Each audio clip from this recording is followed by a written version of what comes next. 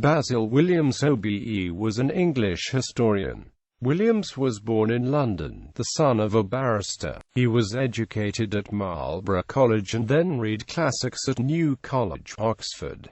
He was a clerk in the House of Commons. One of his duties was to attend the Parliamentary Committee of Inquiry into the responsibility for the Jameson raid, and he became familiar with Cecil Rhodes, whose biography he later wrote. Williams served in the Second Boer War, where one of his companions was Erskine Childers, of whom he later wrote a memoir. In 1905 he married Dorothy Caulfield.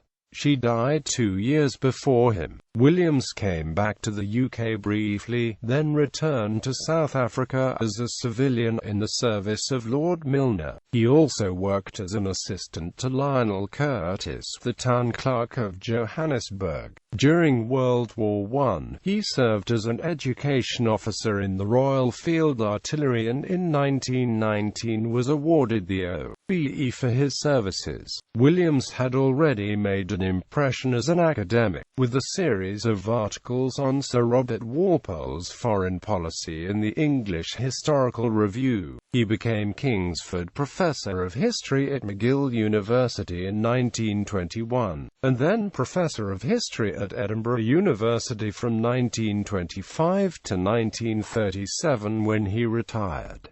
In 1935 he was elected a Fellow of the British Academy. He wrote biographies of William Pitt, Earl of Chatham, and Stanhope, Carteret and Newcastle. He retained his interest in South Africa, and this became a secondary sphere of historical interest. In 1946 he produced a book on Botha, Smuts and South Africa. He also contributed a volume entitled The Whig Supremacy to the Oxford History of England, later updated by C. H. Stewart.